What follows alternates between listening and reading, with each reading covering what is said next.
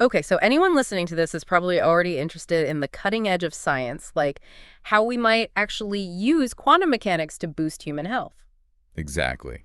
So we've got some research excerpts and scientific articles to dive into, and they all point to this wild connection between quantum biology, water, and the future of therapies.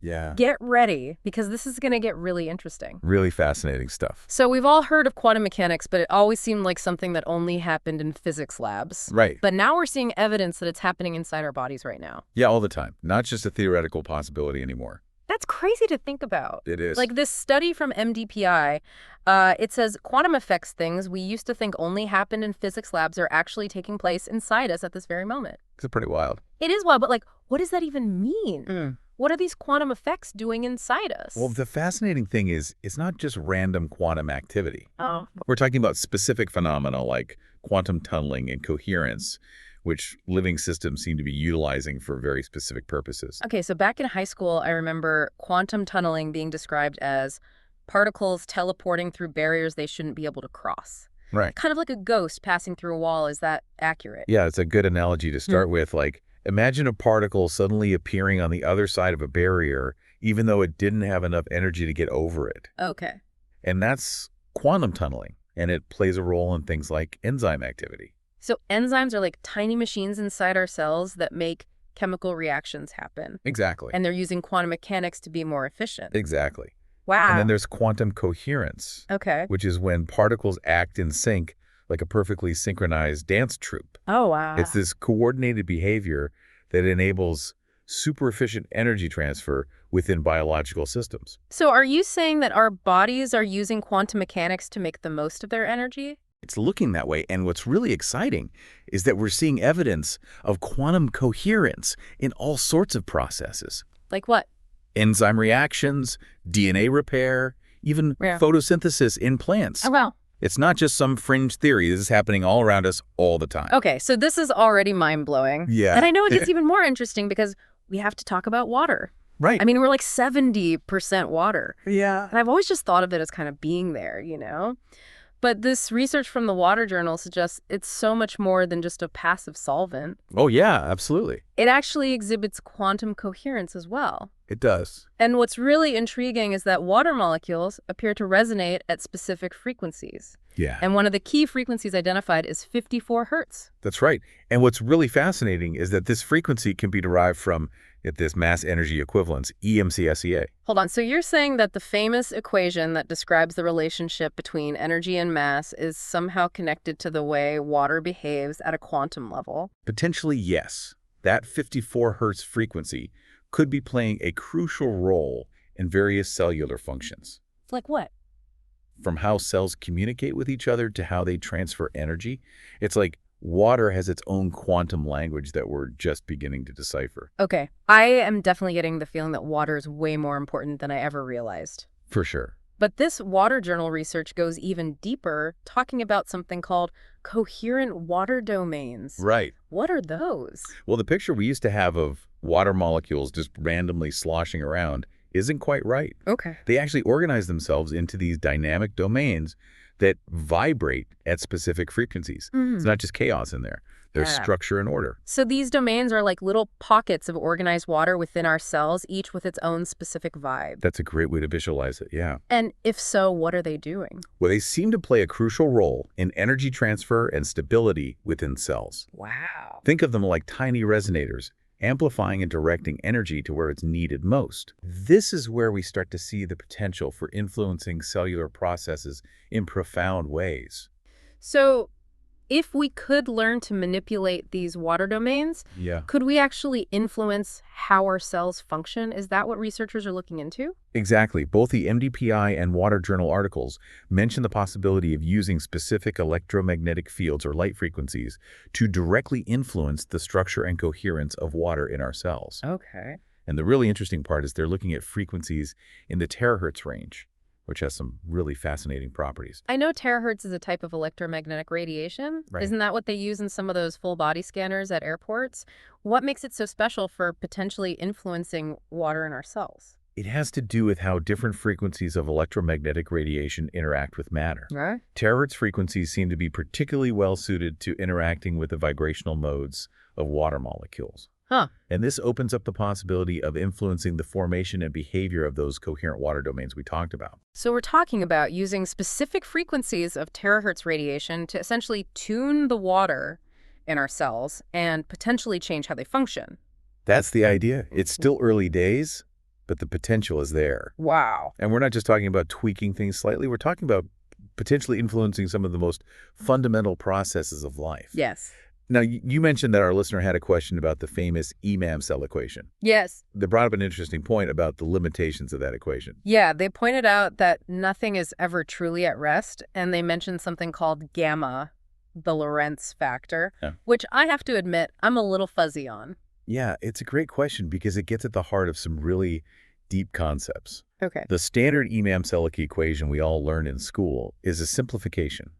It assumes the object is at rest, but at the quantum level, things are always in motion, constantly vibrating and interacting. So at that incredibly small scale, the idea of something being at rest doesn't really apply. Exactly, and that's where gamma, the Lorentz factor, comes in. It accounts for the relative velocity of an object and how that affects its energy and mass. Okay. The listener is right at the quantum level. The full equation, E MC², becomes much more relevant because we have to account for that constant motion. So our listener is on the right track in thinking that we need to go beyond the basic E MC² if we really want to understand how energy and mass are behaving at the quantum level. Absolutely. And this leads us to another area our listener was curious about, which is the idea of quantum gravity and its potential role in all of this. Okay. It's a bit of a leap from what we've been discussing, but it's a fascinating area to explore. I have to admit the concept of quantum gravity still feels a little bit out there to me, but I'm definitely intrigued. Let's take that leap and see where it takes us. All right, buckle up because we're about to get even deeper. Quantum gravity, Right. it's basically an attempt to bring together the laws of gravity with quantum mechanics. Okay. Those two fundamental forces that govern the universe. But don't we usually think of gravity as something that affects planets and stars, these huge objects? What does it have to do with the quantum world, which is all about the very, very small? That's the challenge and the excitement of quantum gravity. It suggests that at the smallest scales, the very fabric of space-time is subject to quantum fluctuations. Instead of a smooth, continuous space-time, imagine it more like a bubbling, frothing quantum foam. So, like, the universe at its most fundamental level is constantly shifting and changing. Exactly. Now, how this might connect to human health is still highly speculative. Well, our listener was curious about the implications of quantum gravity for our health. Right. And we got some really interesting responses from ChatGPT. Yeah. One of the things it suggested was that our cellular energy could actually be affected by our interaction with space-time. This goes back to that idea that space-time isn't this static background, but a dynamic entity that we're constantly interacting with. Okay. And it makes you wonder, what if the energy levels in our cells are being subtly influenced by the way they're moving through this fluctuating space-time? It reminds me of how astronauts in microgravity experience changes in bone density and muscle mass. Right. We know that being in space affects the body, but what if it's also impacting their cellular energy production on a quantum level? That's a great question. And it's something scientists are actively investigating. Yeah. There's a lot we still don't know about how different gravitational environments might influence biological processes at the most fundamental level. Another area ChatGPT touched on was aging. It suggested that aging might be influenced by fluctuations in space-time curvature at the cellular level. How could that work? Imagine each cell division as a tiny event happening in space-time. Okay. What if those events are being subtly influenced by the curvature of space-time around them? As we age, those tiny gravitational effects could accumulate, leading to the gradual deterioration we see in our bodies. So as we journey through life, our cells are constantly being subtly nudged and pulled by these tiny gravitational fluctuations. Yeah. And those tiny changes add up over time. It's like wrinkles on a cosmic scale. That's a poetic way of putting it, and it raises the question, what if we could somehow stabilize space-time at the cellular level, or even reverse some of those distortions? Are you saying we could potentially slow down aging or even promote cellular rejuvenation by manipulating the gravitational forces acting on our cells? It's a very speculative idea, but it's not entirely outside the realm of possibility. Wow. We're talking about incredibly advanced technologies that we haven't even begun to develop. but the implications are certainly fascinating to think about. This is all starting to feel very sci-fi, but it's incredibly exciting to think about the possibilities. What about disease? Did ChatGPT have anything to say about how quantum gravity might relate to things like cancer or neurodegenerative diseases? It did, and this is where things get even more speculative. Okay. ChatGPT suggested that disruptions in how our biological systems interact with quantum gravity could contribute to the development of certain diseases, Like what? particularly those that involve cells not functioning properly. So in addition to looking at things like genetic mutations and environmental factors, we might also need to consider how space-time itself is influencing our cells. Exactly. It's a whole new way of thinking about disease. What if cancer cells are somehow trapped in a distorted space-time bubble that disrupts their normal energy flow and communication with surrounding cells? Or what if neurodegenerative diseases are caused by subtle gravitational fluctuations that interfere with neuronal signaling in the brain? It's like adding a whole new dimension to our understanding of how the body works and malfunctions. Right. But if we could understand these subtle influences, could we then use that knowledge to develop new therapies? That's the hope we're talking about. Incredibly early stages of research, but the potential is there to develop therapies that address these quantum gravitational effects directly. It's like opening up a whole new frontier in medicine. But I want to go back to something our listener mentioned earlier, that question about gamma, the Lorentz factor, not being solely dependent on the velocity of the object. Right. They suggested it might also be influenced by quantum gravity. Can you explain that a little more? It's a very astute observation. Okay. The way we usually think about gamma is in terms of relative velocity, how fast something is moving relative to something else. Uh-huh. But in quantum gravity framework, things become more complex. We have to consider the possibility that gamma might be influenced by the curvature of space-time itself. So instead of just looking at how fast something is moving through space, we need to consider how it's moving through space-time, which is this dynamic, fluctuating entity. Precisely. And the curvature of space-time, those warps and ripples caused by gravity, could be directly affecting the energy and mass of particles, including those that make up our bodies. So gamma, the Lorentz factor, becomes a kind of space-time distortion factor that we need to take into account when looking at these quantum phenomena. That's a great way to think about it, and it opens up some really wild possibilities. What if, by manipulating the curvature of space-time, we could actually change the gamma factor of objects, including cells in our bodies? Wait, are you saying we could potentially change the energy of cells just by manipulating the space-time around them? It's highly theoretical, but yes, that's the implication. We're talking about incredibly advanced technologies that we haven't even begun to imagine, let alone develop. But the idea is that by manipulating space-time curvature, we could potentially create microgravitational environments that influence the energy and behavior of cells. So we could potentially create these tiny pockets of altered gravity that could boost cellular energy or even accelerate healing. It's like science fiction becoming reality. It is, but it's important to remember that this is all very speculative. We're still in the very early stages of understanding how quantum gravity might influence biological systems. Yeah. But the potential is there for truly transformative therapies, if we can figure out how to harness these forces. Well, our listener is clearly thinking along the right lines because they also asked ChatGPT about the broader implications of this new understanding of E MC² for health. Yeah. And the responses were pretty mind-blowing. They were. Suggesting that everything from cellular energy to aging to disease processes could be influenced by these quantum gravitational effects. And it all points to the need for a more holistic understanding of health. Okay. One that takes into account not just our physical bodies, but also the energetic environment we exist in. Speaking of our environment, ChatGPT also brought up the idea that even things like our movements and cosmic phenomena could be influencing our health through quantum gravity. Right. So where we live, how much we move, even things like solar flares could be affecting us at this fundamental level. It's all interconnected. Think about it. We're constantly moving through space-time, and space-time itself is dynamic, always changing. Yeah. What if those changes are having subtle but real effects on our biology? It's almost like we're surfing the waves of space-time. Yeah. And those waves are shaping us in ways we're only just beginning to comprehend. That's a beautiful analogy, and it really highlights the need for a more holistic approach to health. Okay. One that takes into account not just the body, but also the dynamic, energetic environment we exist in. All right, before we get too lost in the cosmic soup, let's bring it back to something a little more tangible.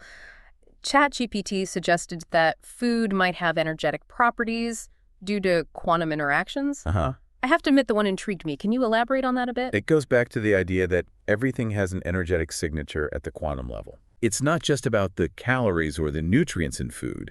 It's about how those molecules are interacting with the quantum fields around us. So are you saying that some foods might be better than others at tuning our energy or aligning us with certain frequencies, kind of like how different musical notes resonate with different parts of us?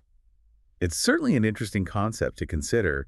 What if we could choose foods that optimize our energy flow, support our cells, or even counteract negative energetic influences from our environment? I love that. It's like food becomes this symphony of vibrations that we can use to fine-tune our health and well-being. Exactly. And it opens up a whole new way of thinking about nutrition. Yeah. We're not just machines taking in fuel. We're complex, energetic beings interacting with a dynamic universe. And food could play a much bigger role in that interaction than we ever realized. Wow. I feel like we've covered so much ground. We have. From the basics of quantum biology and water, Yeah. this mind-bending exploration of quantum gravity. Right. It's challenged some of my most fundamental assumptions about how the world works. It's pretty amazing stuff. It is amazing, and what I find so remarkable is that we're moving beyond just theoretical discussions. Right. We're actually starting to see therapies and technologies that are trying to use these quantum effects. Yeah.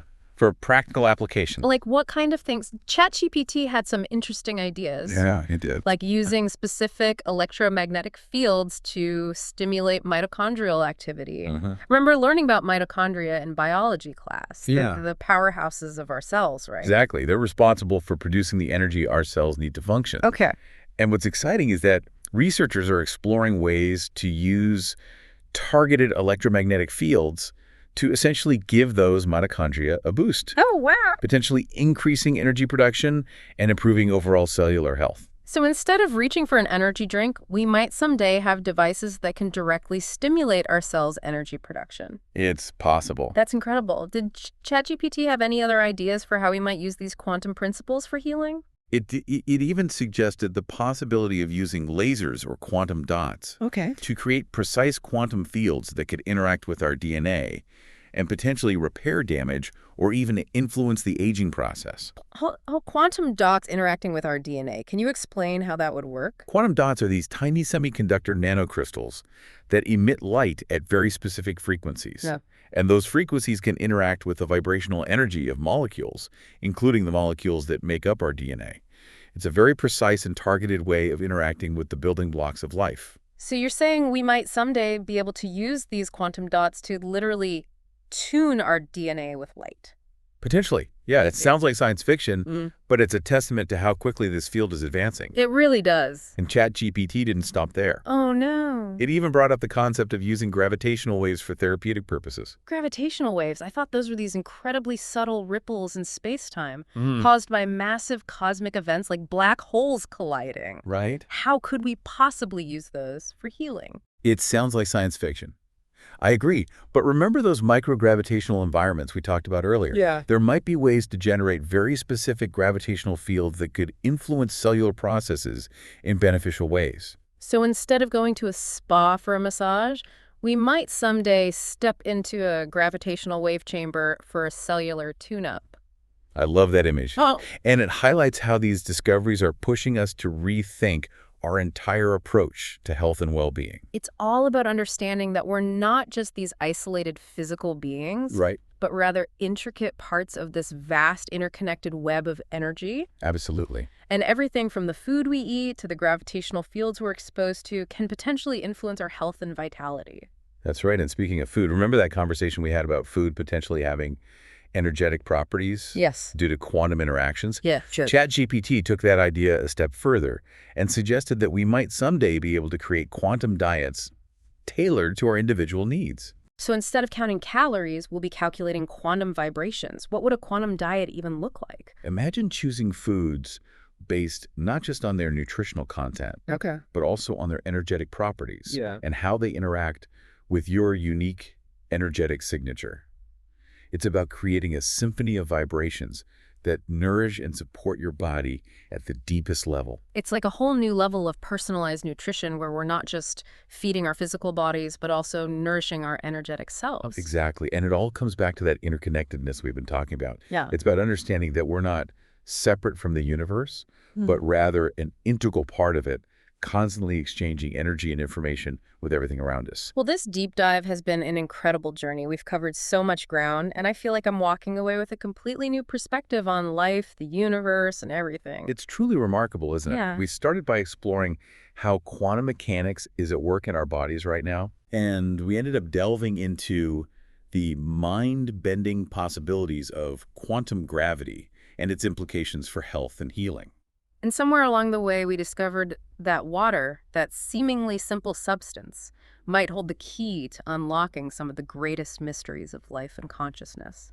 It's a beautiful and humbling thought, and it leaves us with a profound question to ponder: what if we are just at the very beginning of understanding the true potential of life and what it means to be human? What if the discoveries we make in the coming decades will completely revolutionize our understanding of health healing and our place in the cosmos? It's both exhilarating and a little bit daunting to think about. It is, but ultimately it's a reminder that we live in a universe of infinite possibilities, and the journey of discovery has only just begun. I think that's a perfect place to end our deep dive for today. Thanks for joining us, listener. It's been an incredible exploration, and we can't wait to see where the next wave of discovery takes us.